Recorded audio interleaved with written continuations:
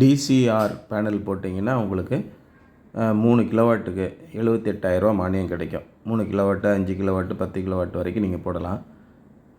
நான் டிசிஆர் அப்படின்னு பேனல் இருக்குது. இப்போ டிசிஆர் பேனல் என்ன சார் இது?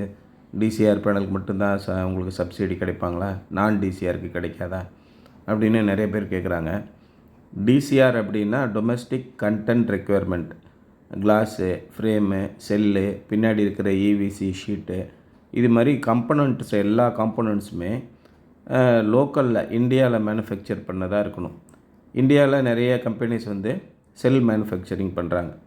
முன்னெல்லாம் பார்த்திங்கன்னா cell manufacturing Q solar, S solar இந்த மாதிரி இன்டர்நேஷ்னல் பிராண்டு தான் செல் தயார் பண்ணுவாங்க. அந்த கம்பெனியில் செல் வாங்கி நிறைய டெக்னாலஜிக்கல் கம்பெனிஸு சோலார் பேனல் தயார் பண்ணாங்க. அவங்களுடைய குவாலிட்டி ஸ்டாண்டர்ட்ஸ்லாம் ரொம்ப அதிகமாக இருக்கும். அப்போ சோலார் பேனல் எல்லாமே இம்போர்ட் பண்ண வேண்டிய ஒரு கட்டத்தில் இருந்தது. அப்புறம் என்ன பண்ணாங்க, இந்தியாவில் தயாரிக்கக்கூடிய கம்பெனிகளுக்கு முன்னுரிமை கொடுக்கணும்.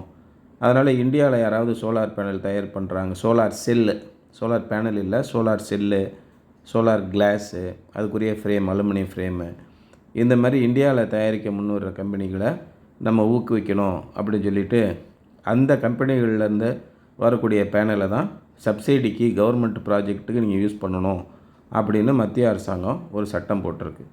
அதுக்கு தகுந்த மாதிரி அந்த பேனல் மேனுஃபேக்சரரை ஊக்குவிக்கும் முகமாக என்ன பண்ணாங்க, இந்த டிசிஆர் பேனல் போட்டால் நாங்கள் சப்சிடி கொடுக்குறோம் அப்படின்னாங்க. அப்போ பெரிய பெரிய இன்டர்நேஷ்னல் கம்பெனிஸ்லாம் என்ன பண்ணாங்க, இப்போ என்ன பண்ணுறது, நம்ம எல்லாம் இன்டர்நேஷ்னல் செல்ஸ் யூஸ் பண்ணுறோம், நம்ம ஒரு ஸ்டாண்டர்ட் மெயின்டைன் பண்ணுறோம் அப்படின்ட்டு அவங்க முறையிட்ட போது, நீங்களும் வேணாம் டொமஸ்டிக் செல்லு, டொமஸ்டிக்கில் நீங்கள் வாங்குகிற கண்டென்ட்டு ப்ராடக்ட் எல்லாம் வாங்கி யூஸ் பண்ணிங்கன்னா உங்கள் பேனலையே நாங்கள் யூஸ் பண்ணுறோம் அப்படின்னு சொல்லி கவர்மெண்ட் ப்ராஜெக்ட்டுக்கு எடுத்துக்கிட்டாங்க. அப்போ என்ன ஆகுது, நான் டிசிஆர் பேனலும் மார்க்கெட்டில் அவைலபிளாக இருக்குது. அதோட குவாலிட்டி அவங்க தரம் மெயின்டைன் பண்ணுறாங்க. டிசிஆர் பேனல் உள்நாட்டில் தயாரித்து கொண்ட பொருளை வச்சு பேனல் தயார் பண்ணுறாங்க.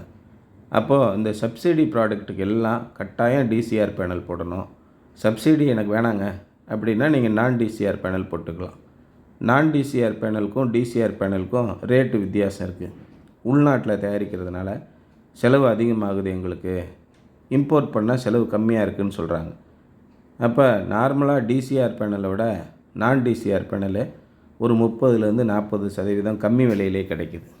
டிசிஆர் பேனலு 30-40% அதிகமாக போகுது. இந்த டொமஸ்டிக் செல்லில் தயாரிக்கக்கூடிய பேனலோட விலை அதிகமாக தான் இருக்குது. இங்கே நம்ம சப்சிடி ஸ்கீமில் போட்டு கொடுத்துருக்கோம். எங்களுக்கு 78,000 மானியம் வாங்கி கொடுங்க சார்னு சொல்லியிருக்காங்க. 3 கிலோவாட்டு கும்பகோணத்தில் போட்டு கொடுத்துருக்கோம். 4 மணி ஆகுது. 4 மணிக்கு கூட 1800 வாட்ஸ் ப்ரொடக்ஷன் ஆகிறத நீங்கள் இந்த வீடியோவில் பார்க்குறீங்க. டெடிக்கேட்டட் எர்த்திங்கு, ப்ராப்பராக ரூஃபிங் ஷீட்டில் போடக்கூடிய கிளாம்ப்ஸ் போட்டு பண்ணி கொடுத்துருக்குறோம். சப்சிடி ஒரு மாதத்துலேருந்து 1.5 மாதத்துக்குள்ளே கிடைக்குது ப்ராஜெக்ட் கம்ப்ளீஷனுக்கு அப்புறமா. நெட் மீட்டரும் அதே மாதிரி ஒரு 30-45 நாள் வரைக்கும் ஆகுது. ஆனால் கட்டாயம் கிடச்சிரும். நீங்கள் சப்சிடி ஸ்கீமில் கரண்ட்டு பில் அதிகமாச்சுன்னா தாராளமாக நீங்கள் ஆன் கிரிட் சிஸ்டம் போடுங்க, நிச்சயமாக யூஸ்ஃபுல்லாக இருக்கும்.